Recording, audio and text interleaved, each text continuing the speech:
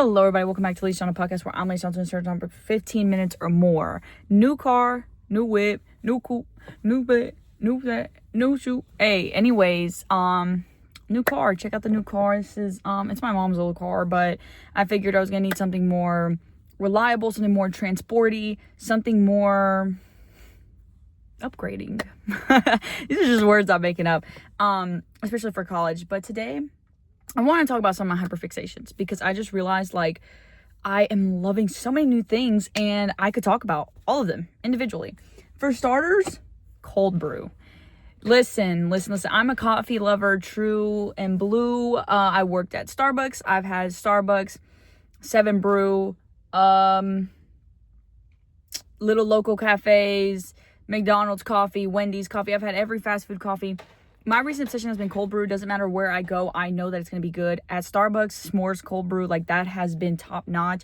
At Chick-fil-A, this one's the mocha cream cold brew. This one's actually pretty good. I got to give it to them. But I typically just get like a cold brew with vanilla and like a splash of cream. I haven't tried 7 Brew's cold brew. I just haven't tried 7 Brew in a hot minute, actually. But I know a lot of people that work there, so maybe I should just pull up and get like a customizable ultra, sugar-free deluxe cold brew. Half and half, hold the half, put it whole, double it, and give it to the next person type. Also, some updates. I don't know if you guys have been following for a long time, but I've had like the worst stress rashes. I have it. Like on my hand, I have it here, my elbows, and then I had it on my neck. On my neck is the worst. You could see like the skin from when I've like scratched it. But I actually got prescribed some cream like when I was in 8th grade, and I never thought that cream, hey, maybe would help my rash until I was scratching at it. It was literally last Friday. Last Friday I was on a field trip with my kids, and I was like, dude, I'm itching so bad. And I wasn't particularly stressed out of anything at the movies, but then I was wondering if I had some triggers because I had kombucha. And 9 times out of 10, most like at school, I used to go into the store and every morning I would get myself a protein shake and a kombucha drink. And like oddly enough, after I drank the kombucha, like it would flare up, but I don't know if maybe it was just like I also would treat myself when I had a rough night. So I don't know what the correlation may be, but I got drunk kombucha and then I just started itching. I was scratching. I was like, you know what? I texted my mom. I was like, can you please like get me some medicine from a different country? Like I am itching. This is terrible. This is horrible. I need something. And I just went through my medicine cabinet. I was like, you know what? I don't care. I'm going to use it. It's like a steroid cream. It's called like tripaloxide something. And I remember I was talking to somebody a while ago and I sent them a picture of it and they were like, oh, well, you shouldn't, apply topical steroid creams because your skin can get like addicted, and then when you get off of it there's like really bad withdrawals because like steroids I was like, oh, what the fuck, okay, I'm terrified to use it. But I was like, you know what, I don't even care of the side effects. I don't care the side effects of suicide, if it's death. I need this rash gone. So I got it and it's actually cleared up a lot. Right now, like I'm about to just apply some like dry skin cream because technically the steroid is just like rebuilding new skin. But I got my stress rash fix, and then I've been loving cold brew. Realistically, if I had to pick one cold brew, it's been the s'mores cold brew. Like, I went on a road trip with my friends, and we went hiking, and I got myself a little s'mores cold brew. When I also was in Virginia Beach for the 4th of July, I got myself a cold brew, got myself a little smoothie. So I've just been loving cold brews. They have a lot of energy. They're technically like watered down coffee. But I don't care. It's strong. I love it. I haven't had a nitro because that's like carbonated. But I would really like to try one, especially from Starbucks. Like I just feel like I have to. If I'm a cold brew lover right now, I have to go the full mile. But I've been loving cold brews. It's been like hyperfixation 3. Let's do top 5. So that's like hyperfixation 3. Hyperfixation 4, we're gonna go down, has been, I'm gonna bring it down because I haven't that recently, or I just got into it, but I haven't done it enough to really say I like it, but I really like it right now. It's Quiplish. I freaking like that game. Same day I went hiking with my friends, I was like, you know what, like, let's go back and kick it to my crib, like, let's, expand the day. And, I was scrolling on Netflix because I wanted to watch Iron Man 2, but I was like, I've been on a really big movie kick. This is why you're gonna see how I shuffle some of these. Like I really was fucking with movies 1, but I'm bringing movies maybe down to like a 2 because I just haven't had time to watch movies, and actually it really takes me recently a long time to just sit and watch the movie. But maybe it's just like the movies I've been watching haven't been that interesting because I'm trying to catch up on like the Spider-Man and the Marvel universe, and it's like a lot of them is like, I guess you just had to grow up with it or like have parents who knew the lore or like watch TV shows, and I'm just like not into it. So I'm like getting this FOMO while I'm actively watching it. It's supposed to like fill in the gaps, and I'm like, what the frick is going on? But maybe that's on me for watching it out of order. But so Quiplash, and it's like you go on Netflix and there's like Netflix, it's under Netflix games, and it's like this party pack called Jackbox Party, which I've played Jackbox Party before. One of my friends had a Switch and we were all over at his house and we used to play, but we didn't play Quiplash. We played like this like Monster Mash game and then this other game, and it's just like, it's fun as fuck. I love those games. And so I was like, well, let's play Quiplash. And Quiplash, dude, I was sitting there laughing out of my underwear. I was sitting there laughing out of my curls. I was sitting there laughing and just hooting and hollering, like inside jokes to the max. You know, it's a very good game because like at first I've seen TikTok somebody, it's like, oh, when you're at a Quiplash away game, and I was like, the fuck does an away game mean? And then I realized like, okay, if I were to play with other people and maybe we don't know each other that well, like I could not pull some of these cards that I did the way that I did with them that one night. And I think it also just depends who you bring around, because I tried to introduce the game to some other people, and it was actually the most fucking stressful thing for them, and I felt so terrible because I was like, you know, I don't want people to, 1, come to my crib stressed out, but 2, do something that I find fun stressing. I didn't want like to invite people and obviously like play a game that I find fun and it be the most stressful thing for them, but it was stressful. And you know, it's okay, you live and you learn. I realized that Quiplash is maybe not for everybody, and that's okay. But I had a good time playing it. Even with them, I just could tell that some people just get a little awkward when they feel like they have to perform and be funny. And my motto isn't wanting anybody to be awkward or unfunny around me. Like, I laugh at anything, I laugh at everything. It's actually really hard to make me awkward and uncomfortable. So when I am, but I get over it. I don't like sit and harp on being uncomfortable or being awkward. I just don't like feeling that way. So Quiplash is like 4. So it's like Cold Brew, Quiplash. My bottom 5 that I'm putting it up there like as a honorable mention because I like it and I find my way back to it, and then like I get away from it and then I come back to it. And it's genuinely like, it's just music as a whole. Like, I'll have phases where I will sit in my car in silence or listen to podcasts. Yes, I'm a podcast girl, and not only do I have my podcast, actually we could put 5, just music, because I like, in some car rides I won't listen to music, but recently like music has been making me feel a way nothing else has. Like, I'm sitting here getting chills. I'm sitting here like envisioning myself to the song and whatever the lyrics say that I'm doing. So that's why I haven't been listening to sad music that much. Like yesterday I played Olivia Rodrigo's whole new album because like I grew up with the Sour album. That was my like teenage angst. Like, it came out it couldn't have come out at a better time. I was like in 7th grade when Driver's License came out, and then when she came out with the Sour album, I was in 8th grade, and I was sitting there like Brutal and Good For You are my 2 favorite songs on the Sour album. The top tier songs. And so I was like, listen, I love Olivia Rodrigo. Like, she always seems to find me when the time is right. And like hearing that her new album was like kind of just like, you really love somebody, but you're not in the mental space to carry them and hold them. I was like, oh my gosh, like that is gut wrenching. So I played it. I liked some of it. I really liked Begged and Stupid Song. That's like my 2 favorites so far. Maybe I just have to like listen to it like pertaining when I'm sitting in that emotion. Like, I kind of just listened to it out of curiosity. But I put music in my bottom 5.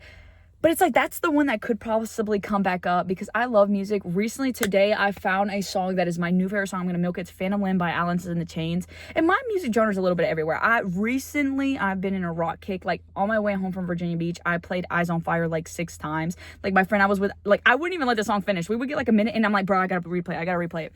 And that song is so good. I really have been loving like dad rock, but not in like a LARPing way where I'm like portraying as I've always listened to it. I have not always listened to it. My mom did grow up in the 80s. She's always showed me like 80s rock, 80s pop, but my mom went to like Metallica, Phil Collins, like individual songs rather than like bands and artists. Like I will say all the Metallica songs I know is from my mom. I did find out Fixer here recently, and that's not from my mom, and Carpe Diem Baby, that's also not from my mom. But my mom put me on like the classics, like a lot of the classics. And I've also just like, I grew up in the South, so I've always listened to a lot of like, you know, Leonard Skinner, AC/DC, like all that has always just been exposed to me. Like I've always known songs, but never like really went into their discography. And so recently, like I have not too much like Leonard Skinner or AC/DC. Leonard Skinner, yes. AC/DC, no. But I've been going into like Alice in the Chains. I've been going into some more of Journey, Foreigner. Like I've been like The Cure. I've been going into more specific bands that have like always been around. I had to go and check, but it goes. So this is 5. 1, 2, 3, 4, 5. So Cold Brew is 3, Quiplish 4, and then music 5. My second one, I would say, and this is one that has kind of came up recently, and I get reminded of it, and you know, this is things I can talk about. Okay, this is things I can talk about. And so my second like favorite thing I've been honing in on that at the end of the day and like wow makes me me is cultural food, but not just any type of cultural. I'm a little biased when I say this, but just Hispanic food as a whole. Last Saturday, me and my mom just hung out for the day, and I haven't really had a day with like that with my mom. We just both have very busy schedules. I've been working my tail off, whether it's here, whether it's door dashing, whether it's selling stuff on Facebook Marketplace. To see one, like my friends at least once over this summer, as it's kind of like before I go to college and stuff like that. And so I've been making sure I've been spending time for them too, but I haven't really spent that much time with my mom. So I was like, you know what, I'm just going to spend a Saturday with my mom. And it was fun because the Friday night we saw Top Gun together. And so yeah, you guys can check out my Letterboxd review at PreCVX on what I thought about Top Gun. Let's just say I'm going to get me a pair of aviators and hope that I just smile all the time. Shout out Tom Cruise. Sucks that he's a cult, the part of a cult, but it's all right. So when I hung out with my mom, she was like, I need to show you this like Mexican food truck I'm in love with. So we go to this Mexican food truck in front of this Hispanic supermarket that my mom's in a lot of volunteer for. Like I literally I grew up in that supermarket. I've got my brother's got his haircut in that supermarket. I almost got a quince dress from that supermarket. My mom knows all the workers. I know all the workers.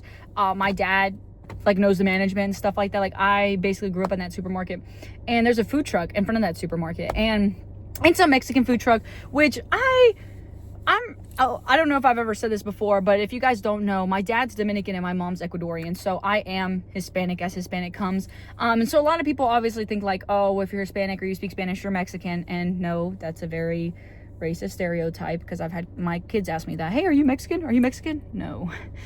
I'm Hispanic. And then I've actually had to teach them, just because somebody speaks Spanish doesn't mean that they automatically come from Mexico. Food, I've had Ecuadorian food, I've had El Salvadorian food, I've had Honduran food, I've had Colombian food, I've had Cuban food, I've had almost every nationality food, because well, one thing y'all need to know about me is I'm a foodie. So I'll put food as 2. Food, two. I love food. I love food. I love food. I love food. I could talk about this a lot. And with that, I had my first torta Saturday, and it was a birria torta, and it was so good. I got it from a Mexican food truck, and obviously I had, you know, Coke in a bottle, and I had a torta, and then I had an elote, but I had it like in a cup, so it's called something else, but I can't remember, like an elotita or something like that. But that was really good. And now when I go to my local Mexican restaurant, I'm getting tortas. Well, I usually get this dish called La Favorita, and it has like shrimp, chicken, steak, rice, mushrooms, peppers, and cheese. But I was like, you know what, I'm gonna switch it up. And every time I go to my local Mexican restaurant, I try to get something new. I mean, obviously I've had like their burritos and their tacos, but to me that's like not really Mexican. But then at the same time, I don't really like enchiladas, or I don't really like tamales. Like I just don't like. I've had them before, and I don't like corny stuff. Like I don't like too much of corn, and that's kind of what those dishes are, is that they're primarily corn. And so I don't really like that. But yeah, and my mom showed me Mexican food, and the food truck, and she got a burrito. I had her burrito, really good. They also have birria tacos, but I usually get birria tacos as like my food truck dish, like or if I go to a restaurant that has birria tacos, I get those. But I just wanted something new, so I had my first torta that was really good. It's like a Mexican sandwich. It's so good. It has mayonnaise. I think I'm just a freak for mayonnaise. I love mayonnaise. You can put mayonnaise in my mashed potatoes, you can put mayonnaise on my burger, mayonnaise on anything. I love mayonnaise. And I'm not picky at all. I'm not picky whatsoever. I will eat anything and everything. I say I don't like enchiladas and tamales. It's just because like I just don't like the corn, and I know myself to that. But it's not corn I don't like. It's just like corn flour, corn bread. Well, I like cornbread. I like sweet cornbread, not unsweet cornbread. But foods are top 2. I have been exploring a lot of new options as well. When I went up to Virginia Beach, I went to this like oyster bar. Did I have oysters? No. But I had like a crab dip, which is a bit abnormal for me. Like typically I'll have like crab legs, but I never thought to get like crab dip. And so, hopefully you guys can still hear me. My phone's getting a little hot. So I just tried that for the first time, and it was really good. I like crab dip and like pita chips, or like pita dough, pita bread. So bomb. I've been just trying to go to new places and just explore new dishes as a whole. I really want to try Indian food. I'd yet to have Indian food, and I really want to try like I've had soul food, but I just want to try like new dishes, and I'm really excited to just try that out in Wilmington, like go and especially explore more seafood. I've had a good fair seafood, but I'll be honest, the way that Hispanics prepare seafood is way different than like the way Americans prepare seafood, and then also each nationality has their own way of preparing seafood. So far, my favorite way of like my favorite nationality preparing seafood is actually Ecuadorians. I like the way that they do their seafood, but that's not the same way that like Mexicans do their seafood as compared to like Americans. And then Americans have their own, like y'all know them Louisiana food boils. Those are way different than like, you know, a North Carolinian food boil. But I do definitely just want to try more dishes, and that's where I put my top 2. And it's one of those things that I can proudly talk, and not only do I have a whole podcast about, you know, my Hispanic heritage, but just one thing that I'm really grateful for that my parents have always made sure to do is that I'm still exposed to my culture, even here at home. Like we have a favorite Dominican restaurant, like me and my mom do. Me and my mom have an Ecuadorian restaurant we go to. Like my mom will still speak to me in Spanish. I'm really grateful that I'm still exposed to a lot of my cultural, a lot of my culture at home and even outside of my house. I've volunteered for Trio, and I've been able to work with Hispanic kids one-on-one, where I'm either tutoring them or being that translator between the teachers and them, or the social worker and them, and whatever it may be. I've been able to be translators between the two languages. I've obviously taken my Spanish classes, and to be honest, it's kind of funny because my Spanish speaking isn't that hot. My accent is there, but I can understand. Like, if a Hispanic person, doesn't matter what nationality was in front of me speaking Spanish, I can digest what they said to English, but I kind of struggle getting the English to Spanish aspect. And so, but I just get grateful all the time that my mom didn't hide that away from me. It's a bit unfortunate because I have some Hispanic friends here in my small town, and it is a very southern small town, and they just don't embrace their nationality to the way that they could. Like, they don't wear their hair how they should, or take care of it in a way that they should, because it's different, whether it be coarser, curlier, and coilier. They just don't take care of it or treat it as something Hispanic. They kind of like, okay, I'm just gonna put like 14-in-1 Bath and Body Works shampoo and conditioner on it and hope that it'll help my hair, when maybe they need like more of a Hispanic based brand, or a more like, hey, this is for your hair type. I know people who just, you know, don't even speak Spanish, and they've lost it. If they're, you know, around their friends, they won't speak it, or they'll speak it with like an American accent. Like my favorite, I'm like, I'll jokingly do that. Like I'll be like, hola, como tu te llamas? Like I like to kind of speak Spanish with the American accent. But at the end of the day, like, todavía tengo el acento y yo lo voy a hablar cuando yo puedo. And it's just sometimes as simple as that. And it's sad because I have times in high school where like my mom would call and I wouldn't speak in Spanish, or like tell her something in Spanish. And then my friends sometimes make fun of me if I'm in a Mexican restaurant and I'm speaking Spanish. They're like, oh, they know you can speak with the accent. You don't got to do all that. But I like to do all that because if I don't do it, I'm going to lose it. So I might as well do it. And I really do hope to maybe like, you know, be an ambassador. That would be really sick if I could be like an ambassador in Costa Rica, you know, a United States ambassador, and be able to speak both the languages, or go be like an ambassador in a different country and learn a whole new language, and then be able to translate between Spanish, English, and like Italian or something. I feel like that would be really sick. But now my top favorite thing as of right now. So let's recap. We got food 2, cold brew 3, Quiplish 4, and music 5. My top favorite thing as of right now has been Depop. My top favorite thing as of right now has been Depop, and I had to sit and think about it for a little bit. But I should have taken advantage of the free shipping little era that they had, and I didn't. But I have been in love with shopping on Depop. I've got a Depop haul coming soon that I really hope to show you guys. I kind of got a variety of things, like kind of some essentials, but also some like really cool statement pieces and things that I want to wear, because I just realized, like, okay, I'm going to college and my wardrobe is pretty good. It's got me far. I can still make some good fits, but it's like, at the same time, it's not good to bring my whole closet to a smaller closet in a dorm room. So like, I'll for sure bring like all the underwear and all the bras I have and all the socks I have, but I won't be able to bring like all my hoodies. And that's also saying that I kind of have to get rid of some of my hoodies and some of my tops, because like, I've got like an Ohio State t-shirt, I've got a Clemson t-shirt, I've got like a Duke hoodie, I've got like a Vanderbilt hoodie. So obviously I can be repping that once I get a Wilmington. Once I get a Wilmington, it's I bleed teal. And so definitely gonna have to get rid of some of those pieces, and it's all right. I'm willing to make room for new. But I love Depop. I got this Oakley sweatshirt. I got some Gymshark apparel. I really want to get like Lululemon shorts. I just don't know what size I am in Lululemon. Like, I'm always in Lululemon, but I never stop to think like, okay, let me go try some shorts. Let me go try some tops, because they kind of work like in 2, 4, 6, 8.